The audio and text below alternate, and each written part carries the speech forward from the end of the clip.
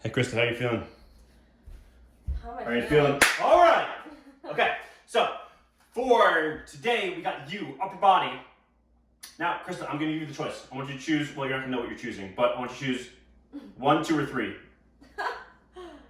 3. Okay, 3 was lateral raise. So, Krista just decided this week we're doing the dumbbell lateral raise. So we're going to be working on the outside of your shoulders. Now, this is like a trade secret of the fitness industry. So if you're interested, this is a very much aesthetic exercise. So this is not something that powerlifters are going to do. It's not something that sports performers are going to do. But if you want to look good, this is an exercise that's definitely going to be part of your program. Now here's why. There's a concept. Chris, have you ever heard of the Adonis index? I don't think so. You know what Adonis is, right? Sounds familiar. Adonis is a Greek god. So the Adonis index is something that was created, I think it originates from bodybuilding culture. So April Lynn probably knows about this. It's basically the Adonis index is the ratio of the circumference of your shoulders to your waist. And that has been shown to be the most consistent objective metric we can use to correlate with physical attractiveness. So that's why it's huge in bodybuilding, because bodybuilding is all about, a lot of it's like subjective, but that Adonis index, here's how it actually plays out. So you know how like a lot of times people say, I want to look good, I want to be toned, but not too bulky. That bulky people are talking about is usually when like, yeah, they might be jacked or whatever, but then the stomach kind of pops out far too. So you can have a ripped six pack. You'll see this with bodybuilders sometimes. They'll have a ripped six pack, but their abs pop out further than their chest. And their waist is wide. It's wider than their shoulders. So what actually correlates to physical attractiveness, whether or not you realize it, and if you actually look and test this out, you'll see it's true. When you find somebody physically attractive, they very often have wider, broader shoulders and then a slimmer waist.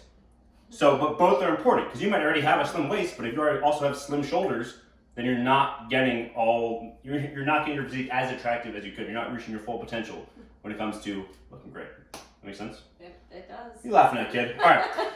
So we're gonna work on your Adonis index. So lateral raise. This is one that people very often, I feel like it says for every exercise, but this is one that almost everybody does wrong. So now when we're doing the dumbbell shoulder raise, I don't know why I'm holding. Let me give them to you. 10s. I don't think I can do 10s. You can do it. No, I can't. My shoulders. Okay. Then I'll do it. You do it. So, all right, coach me through. Here's the thing. So when you're doing the lateral dumbbell raise, there's 2 places there's like 4 places you could be moving. So you could be moving at your wrist, you could be moving at your elbow, you could be moving at your shoulder, aka your glenohumeral joint, or you could be shrugging as we're coming up, right? So as we're coming up here, you could be doing this, you could be doing that, you could be doing this, and you could be doing that. Now, the only thing we want you doing is moving at your glenohumeral, your shoulder joint here. Now this is important because you're gonna, when you're doing this, especially if you're doing too heavy of a weight, you're gonna probably end up compensating with the wrong muscles. So here's how you want it to look. Okay, so the main thing moving here is my shoulder joint right here. But when you end up compensating, one of the main things you're gonna do is this, right? So you're gonna bend at that elbow, kind of doing a reverse bicep curl here. One of the main other things you're gonna do is this, shrugging up. So the main thing that you wanna do is focus on, pull your shoulder blades back a little bit, slight bend in your elbow, so it shouldn't be fully extended, just a very slight bend. Now the key is, once you have that slight bend, lock it in place, meaning there should be no movement in your elbow once you start. So very slight bend, you're locked in place, and all the movement should be here in the shoulder as you raise the weight. Get to about shoulder height or a little bit below. Don't come above.